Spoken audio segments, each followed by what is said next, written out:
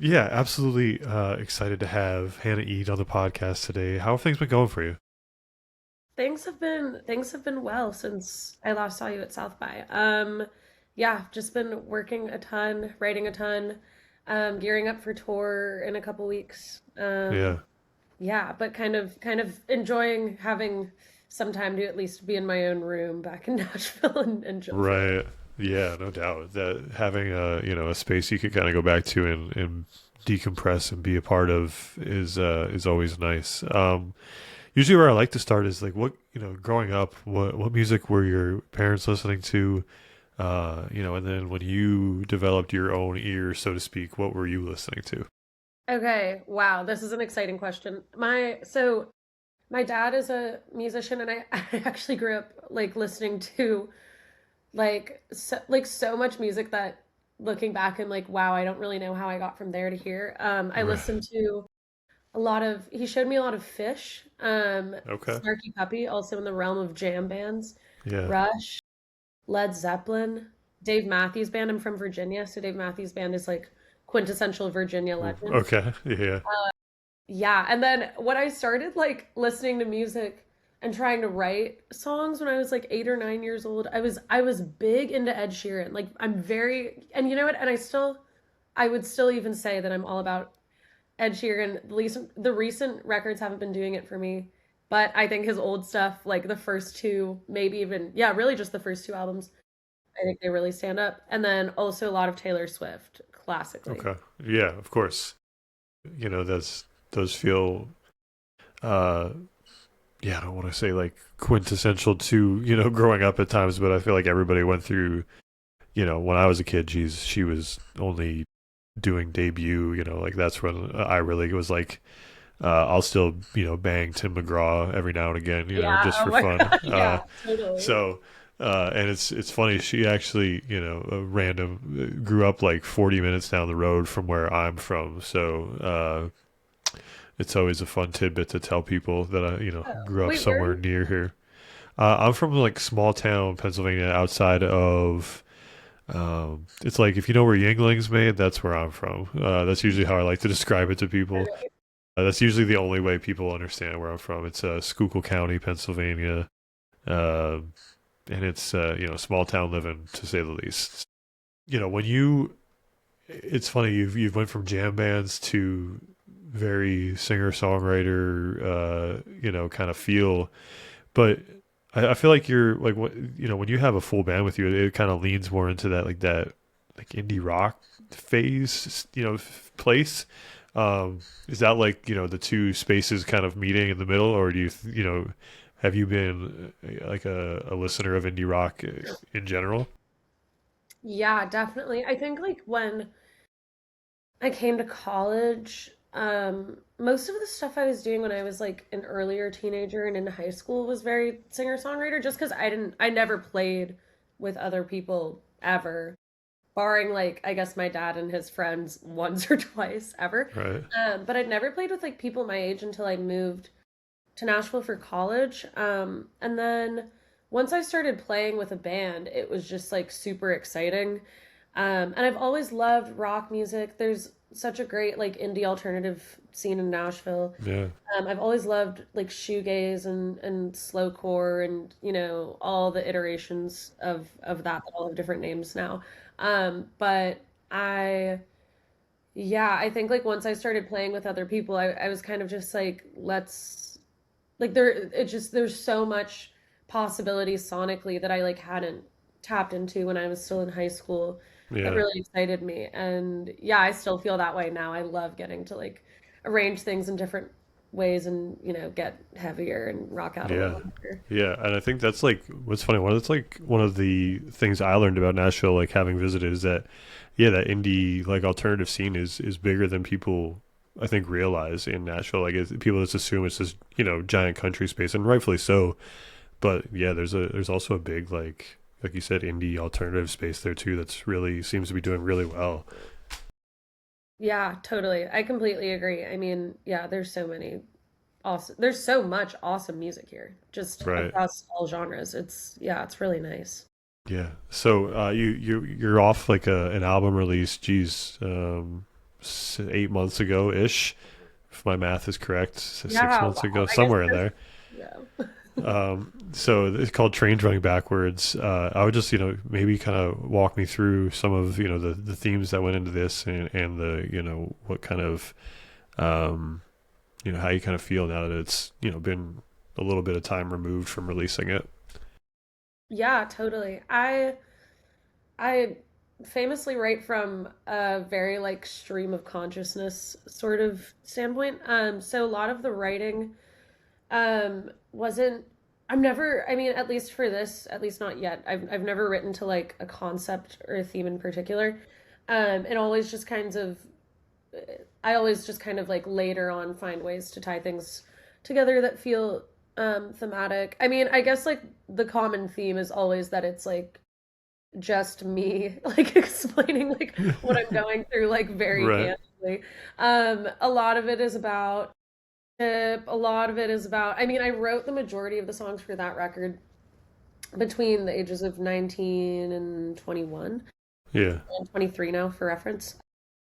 Yeah, a lot of it was like, I had like just dropped out of college. I was like I don't know, like being kind of a grown up for the first time. And navigating relationship, learning how to live with roommates, like just learning, how to make dinner for myself at night. Right.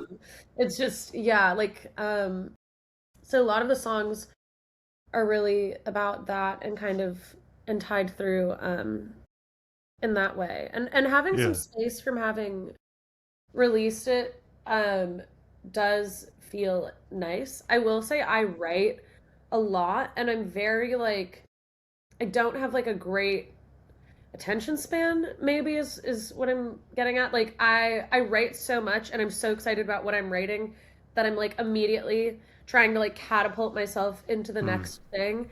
Yeah. And it's like hard for me to like sit with a body of work and like really enjoy it and really appreciate it because I'm already thinking about like, oh, I just did this thing. Like, why don't I like, I want to do this now and like Right. Right. whatever. But like I listened obviously a lot when it first came out when we were doing the mixes and getting the masters and whatever. And then Yeah. listening now, I probably listen back to it like every few weeks maybe. And I don't know. I think it's an awesome album. Like I think Yeah. like all of the anxiety I had around putting it out and like how people, would perceive it or if, all like these anxious feelings that I had, I've had space from them now and they've kind of gone away. And now I listen to it and I'm like, this actually rocks and it's so Yeah. honest and it's just so me, which feels great. Yeah. I love that. The ability to like take space from it, and come back and feel maybe even better about it is like it's amazing, genuinely. Totally. I think after listening through it, I think my favorite song off of it is one called Waldo. I just love maybe the background on that one. Oh my gosh, thank you. I do really love that song. That's one of my roommates' favorites Yeah. also. Mhm. So what's like the in terms of your stream of consciousness, or thoughts in general, what does that one in particular kind of reference to? Oh my gosh, yeah. I mean, that one was like like pretty I mean, that actually was sort of particularly about like to put it like frankly, it was kind of just about like me getting ghosted and then I was like equating that to playing like Where's Waldo? Because like I guess I was like seeing I was like seeing this guy and to me we're like fully in the thick of it and then he just like It's disappears and just I was gone. like, okay, no worries. But yeah, that song is like pretty much about that. But I did kind of write it in like 10 minutes in one sitting, and I was just kind of like, man, like what is going on? And then, yeah, Right. Yeah. That's but so that one funny. that's nice because that one actually has like a story. Right. Yeah, no worries. We'll talk never. In terms of your writing process, you talk that you write a lot. Do you do any collaborative writing, or is it mostly kind of you on your own? Sometimes I will co-write, and I want to do more of it. I do want to do more of it because I think it's a muscle that I could afford to exercise. But for the most part, I do write by myself, and for my artist project, I really prefer to write by myself. But also, like, I think, like, that's also kind of just a narrow-minded take. Like, I'm sure if I met, like, okay, for the album, for example, Mm. this is the, like, writing, Noah, who produced the majority of the album, we ended up finishing and co-writing a few of the songs, and that was, like, so wonderful. That's the only Yeah. time anyone has really ever written on my artist project.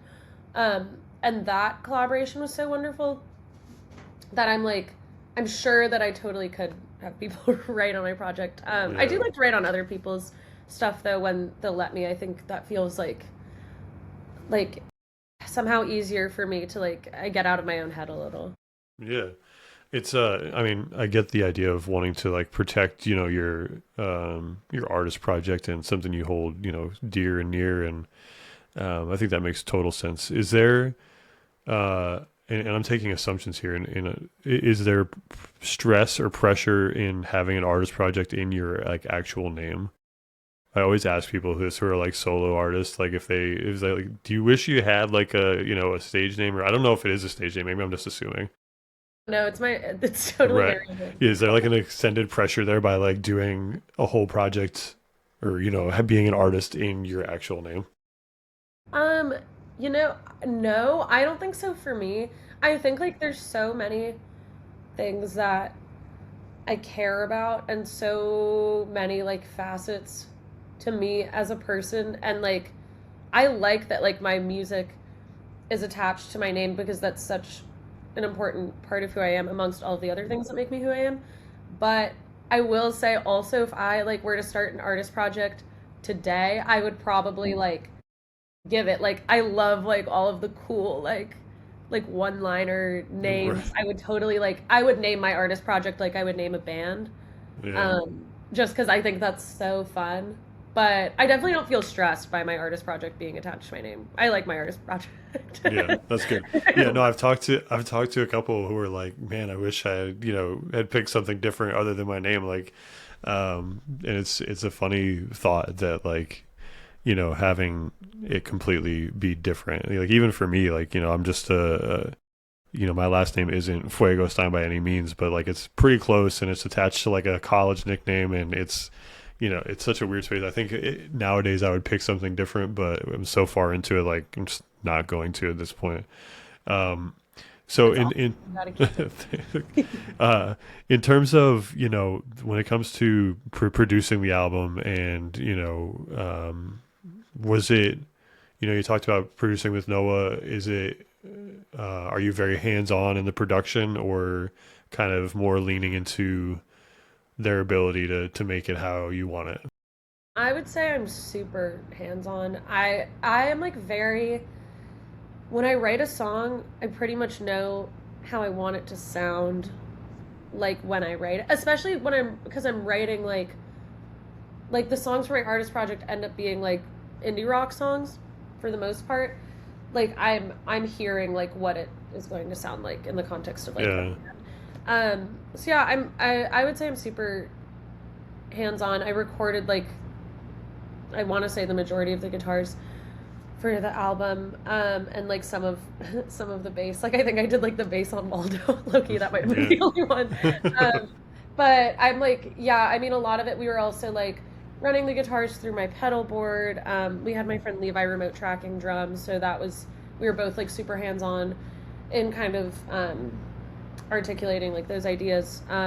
But yeah, I'm very particular about what I want generally. Yeah. I love a new idea, but I certainly know and I love evolving on an idea, but I certainly like know where to start, I think, and I really like to I like to be playing on all of my songs also. That is like a non-negotiable for me. I like need to be Yeah. to me I'm like I like I grew up playing guitar like my whole life. I'm like I need to be playing on all my on any song Yeah. I It make. makes sense. I need to be all over it. But yeah, I would say I can be a little bit of a control freak at times, I think, but I love it. Yeah, no, I mean, again, we're back to like, it's your project. You want to, have the space to do what you want. And I think that makes complete sense. In terms of like, being in, indie artist, kind of working through jobs and traveling for shows and things like that. How do you balance all of that? And what's like the hardest piece in terms of that balance? Dude, I mean, it beats me. Well, the ways that I manage it, I'd say, or I'm a big Google Calendar user. I love a to-do list. I really operate, I have sort of a type A brain, and I really operate well on like a to-do list or like a deadline. That really Mm. like works for me. Yeah, If I like have a bunch of things and I don't know when I need them done by, and I don't know like, and I don't have them all written out for me, it's like nothing's ever getting not done. yeah, yeah. I feel that. Yeah, Um, like that's all ways I kind of help myself. The hardest thing I mean, it's hard to balance, I guess, just like the leaving town. A lot. I love going on tour, but leaving town is hard to negotiate like with my job. I also have a pet rabbit, so I like always have to make sure that there's like someone that can look after her, and she's kind of. I'm like looking at her right now. I love the girl to death. She is kind of high maintenance. yeah, but yeah, I mean, I guess just having like such an inconsistent schedule is all around sort of hard to manage, but I love it. But also the thing is I love it, so it works out. yeah. A little bit of love in the chaos. I get it. In terms of the social media side of being an artist, where do your thoughts lie? How do you approach it? What is is it a evil that's necessary, or you genuinely kind of find joy in it? Um, I think probably my philosophy around that is if I'm gonna be doing something every single day, I need to like find a way to make it enjoyable. Um, Hmm. I wouldn't say social media is something that comes naturally to me or something I'm like naturally drawn to. And I don't even necessarily believe that it's like necessary for everyone, but I think Yeah, like for me, I like because I want this, career in music so badly. I think for me, I have to like exhaust all of my options. Like I don't mind doing the social media thing because that's like one way I can get exposure. Like I like it's not like my preference, but I yeah, don't mind doing it because it just feels like it can only really help me. But yeah, I'm like trying to find ways to enjoy it. I really like editing videos, and I like filming longer form stuff. Some of like the short form kind of like attention grabby stuff doesn't really like connect with me, but I'll do it every once in a while, and that's fine. I think social media is like great in some ways and terrible in others. right. Yeah, yeah. I'm a big probably not in the same way that you're thinking, like in terms of edits. I got like random, all of Star Wars edits on my page, like random anime edits. Like I'm all over the place with those types of things in music. But it's funny because it's such like it's turned into this like such a big arm of the music industry in general that it's like it's a requirement for artists to be on it, to be doing the thing, and I always tell everybody like it's not something I would envy. I don't envy being like watching you guys having to make art, manage schedules, do all this other stuff, and then on top of it try to be an influencer. It's such a weird space. Right. Feels a little icky at times, and yeah, just something that yeah, I don't. I wish there was a better way about it, but I don't know if they're. I'm thinking through all the errors or eras of music promotion. I guess it's kind of happened. Like we've gone from playlisting to like this insane. Hopefully, you get lucky viral moment type deal. But it's a weird space to be in, to say the least. Um, in terms of I always love asking this one. If you were teaching a music class and you had 4 or 5 albums that were required listening based on your taste, what would those 4 or 5 albums be? Oh my God. That is a hard question. Yeah. For a music class? I mean, oh man. Okay. I'm just gonna kind of go like stream of consciousness. Yeah, go for it. And we're gonna have to be gracious because these might not be my best answers Right. ever. Yeah. Deceiver by Dive, one of the best like alternative shoegaze albums ever. Future Perfect by Autolux, that's been my album fixation as of recent. They're this just phenomenal shoegaze band. None of my friends that are into shoegaze know about them. I'm also imagining I'm teaching a music class to like my friends, and I just want to. Right. Yeah, you're good. Oh man, let me think. What I mean, like, I want like a good like country album in there. Can I consult my iPhone? Can I see You what can I'm do saying? whatever you'd like. Yeah, the Okay. internet is ever waiting to rip I like. apart your choices. I'm like I know I've been listening to stuff that isn't those two albums. I need to start having like a little bit of depth, like or range. Range. Right. Certainly, I have depth. Yeah. Okay. I mean, you know what? Okay. You know what? I'll go ahead and I'll give this take. Addison by Addison Rae. I think it is a phenomenal pop album, and I hate when people compare her to Trina Vega from Victorious. I think it's a phenomenal pop album, and also I think artistically her rebrand needs to be studied. If you ever think that you can't change, you Yeah. can. Like Yeah. it's so inspiring. Her Yeah. entire like persona is so inspiring. Oh, songs by Adrian Lenker. That should have come up. That's like Yeah. that is just like one of maybe the best albums ever.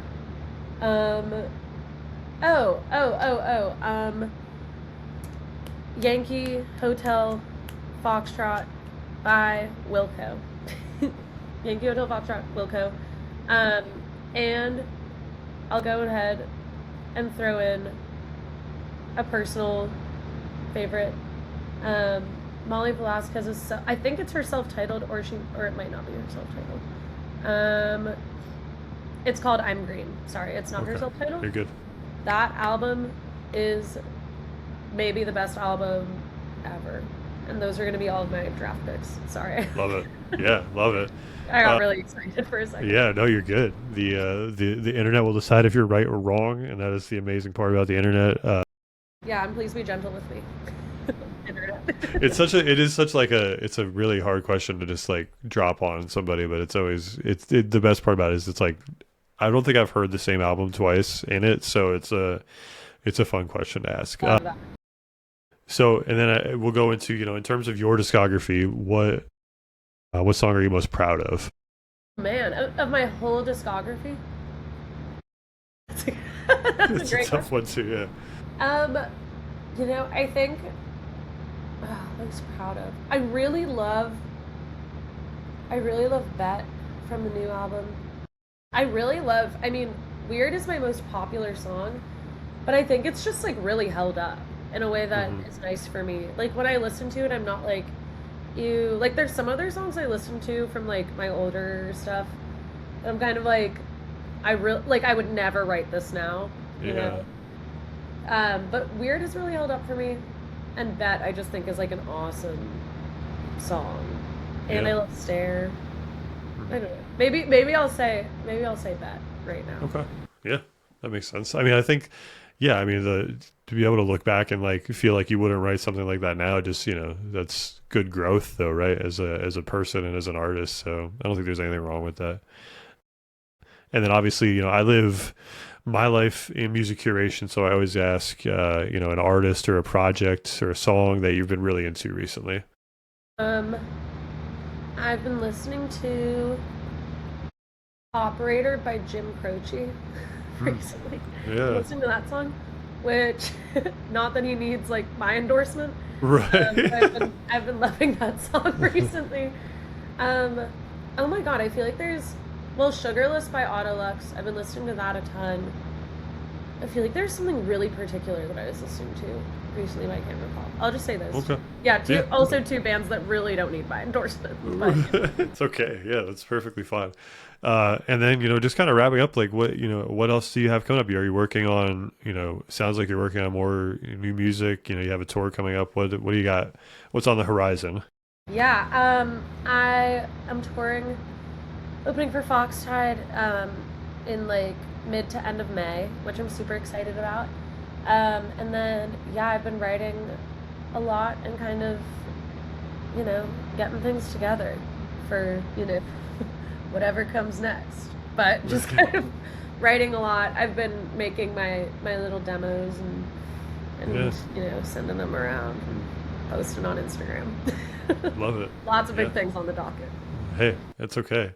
Well, I appreciate you taking time out of your morning to talk to me, and can't wait to hear what you got coming up next. And yeah, good luck out on tour. Thank you. Thanks for having me on the Yeah, podcast. absolutely.